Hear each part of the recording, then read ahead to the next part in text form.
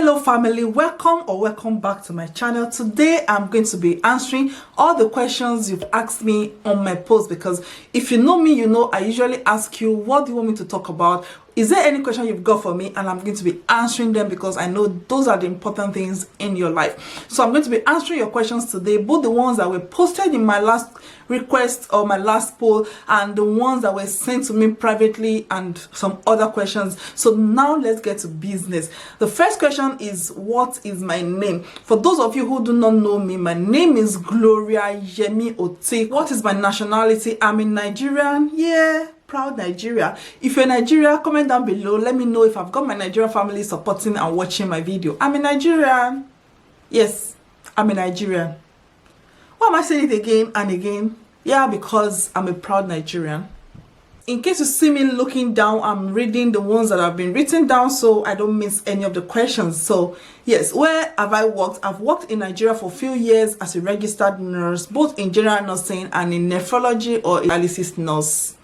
And I've worked in the United Arab Emirates, Dubai to be precise. That was where I migrated after a few years to the UK, where I am still presently a registered nurse. And in case you're not yet a nurse in the UK, don't worry. If that is your dream, continue to pursue your dream. If you know me on this channel, I always encourage you. You're going to get there one day. So yes, I've worked in those 3 countries and I'm here. Where do I live? I live in Scotland, the wonderful Scotland that a lot of people say is cold. A lot of people want to run away because it's cold, but I'm in Scotland and I love it in Scotland. Do I love working in the UK? Yes, I love working in the UK. Presently, as I speak, I've not had any regrets working in the UK.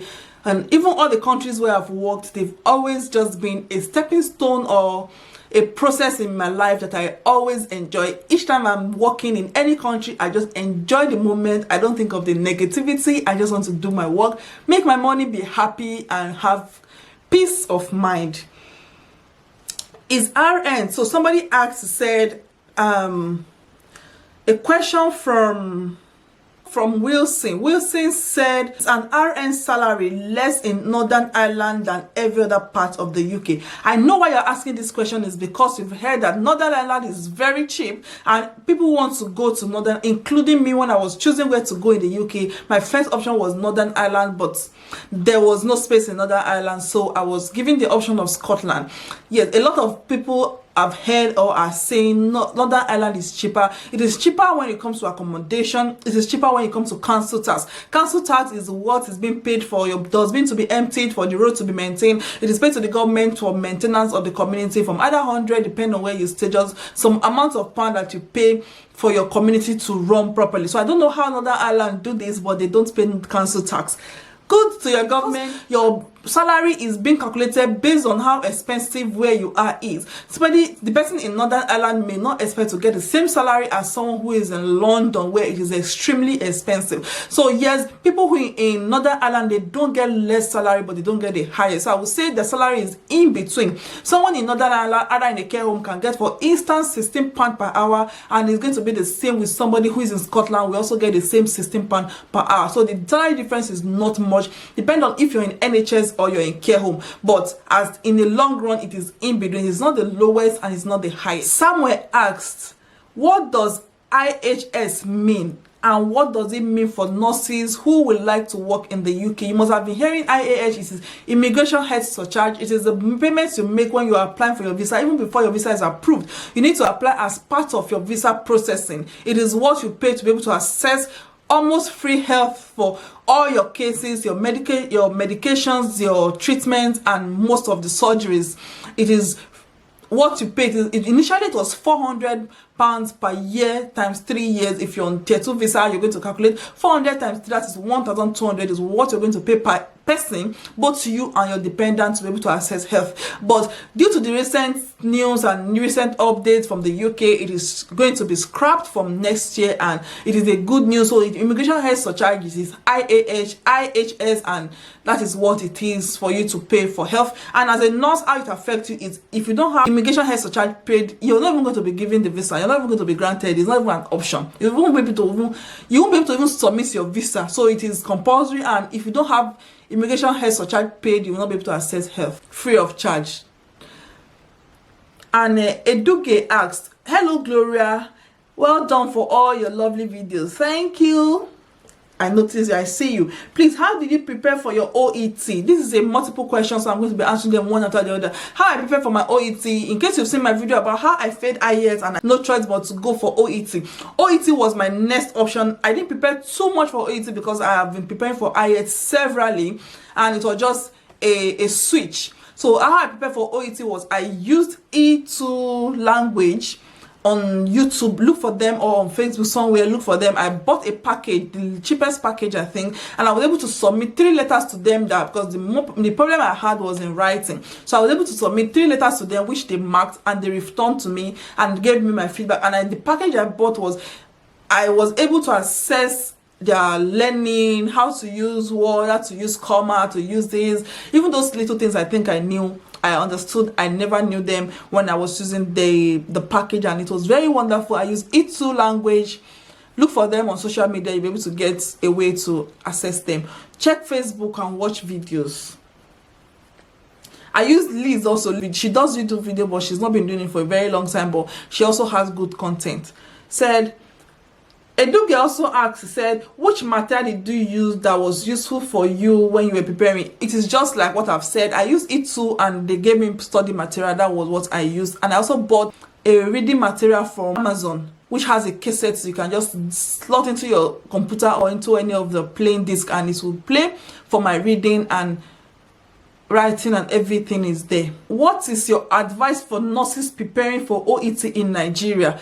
I would say where you stay, either in Nigeria, in London, in Canada, does not matter or does not affect what you should study, because it's the same question you're going to be asked. The only problem is you may not be able to access as much information, as much training, or as much study material as somebody who is in other countries. For instance, you may not be able to watch YouTube videos free of charge because of what you're going to spend on data. But I will say where you are shouldn't affect how you prepare for any of the English exam, because it is international exam. And continue to study just like you will study for any important exams in your life. Look for study materials. Buy, I think you can get Amazon delivered in Nigeria. Buy Amazon book off Amazon. Ask people who have done the exam before if they still got their study material. If you've got schools where you think, or training institutions that you think are good quality training, go for it. And just use as much as possible online material that you're going to get. Just prepare for your exam as you prepare for very important exams in your life. And it doesn't matter where you are, you're still going to succeed if you put hard work, and if you're destined to be here, you're going to be here. Which agent did I use? I used MMA. You must have heard me mention MMA. I don't know the meaning of MMA. I just know it's MMA Recruitment Agency. They are wonderful. What I always told myself from the beginning is, if it is free, what have I got to lose? You're not going to pay them for any of the service, so what have I got to lose? Nothing. I used MMA. They were efficient for me. They were wonderful. I recommend them to anybody. I never regret using them. I disturb them every time. Constantly I'm messaging, constantly I'm chatting them. A lot of them have been wonderful to me. They helped me, and I used MMA again and again and again, and I will use them again if I have to.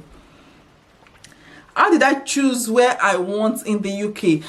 Like I said, my first option was Northern Ireland, but because there was no space at the time I wanted to come, the only available space then was in England and in Scotland. But the next option I had was to choose Scotland. One, because I had a cousin who was living in Scotland at that then. I just told my agent, I said, please give me the cheapest place you think, and a countryside or a place where you think is not so busy and is affordable. So they told me Scotland was an option, and I just went for it. I did my research and I came to the Scotland, and I'm happy I'm here. Yeah, I'm here. That was how I chose Scotland. If I have a family, where should I live? If you have family, like I've always said, check my video on cost of living in the UK. Don't decide to choose city centers like London, the main cities like Edinburgh, because it's going to cost you more on accommodation. One thing you need to consider when you're choosing a place in the UK is, if you've got family, especially if you've got young children, is how close is your accommodation to the school? How will you be requiring transportation? How expensive is the accommodation where you want to choose? So those two things are very important, that they will think that will take the chunk out of your salary. So if you can look for places that are very cheap, Like I've said, Northern Ireland is an option, Scotland is an option, Wales, nobody talk about Wales, but Wales is cheap. Some part of England are also very cheap, but of course not the main city. Go on Zoopla, go on Gumtree and check, type the names of where you have a mind, check the amount of rents, where you either for flat, for house, cottage, bungalow, whatever you want. Check the amount and see. And when you're looking for accommodation, remember to look at how close the building is or your house is going to be from your school. If it's too far from the closest school to you, your children are going to struggle and you need to pay more on transportation. And how far is it from your workplace? Those are the things you need to consider. So most important thing, your accommodation should be cheap, transportation should be affordable or cheap. If those two things are out of it, the rest, the food is just minor. So if you just go and check how to choose, like my cost of living in the UK, that should be able to answer your question. People, a lot, I don't know, why are you guys worried that recruitment is going to stop? I think because the UK is allowing a lot of nurses to come into the country, and one day the UK will just decide we've had enough, we don't want nurses. Why should that bother you? For now and to the nearest future, I don't see recruitment demand being stopped, or I don't see nurses demand being stopped worldwide. Nurses are in shortage. One, not just because as much as a lot of people are coming to the country, other people are retiring, people are leaving the job, people are going back to their countries, people are traveling. The more people get into the profession, the more people will also leave the profession. And as I see the nearest future, I don't think it's going to affect you. So still pursue your dream and don't allow those discouragement to get to you. It will not take you to anywhere. Even if the bus is going to be so full, the driver can never be left behind. You know what I'm talking about. If the car, no matter how full or how jam-packed a car is, there must still be a space for the driver. You're the driver of your life. You're the driver of this, your ambition. Put it into your own hands and drive it and do it. There must still be a space for you if you want it and it's destined for you. Do I get training for OSCE? Yes. Most employer, please, before you take any job, ask your employer, will there be training? If there's not going to be training for your OSCE, you need to reconsider, except you can afford to get trained yourself, which you pay for. Remember, you pay for hotel, you pay for transport, your flight, or everything you need, your feeding. But most employers should provide your OSCE training. Not just because you're so intelligent you think you can do OSCE yourself. I think to some extent you need to know the pattern, you need to be trained. Most of those trainers are either ex-examiner or they've been training a lot of people and they have all the experience they need to tell you what to expect or how it is being done. Yes, you need to be trained to take OSCE. But if you're Nightingale herself or your NMC, you know, now some people are so intelligent. Yeah, you can go for it. People prepare. A lot of people have also prepared by themselves. But for me, I think it's good if you get training and ask the employer before you even sign the contract, will there be OSCE training? And that is it for this video. I think I've talked enough. If you like this content or if you like my content, please check out my other video. Like, comment, subscribe, click on the notification bell. I will see you again in my next video, and until then I will say bye for now.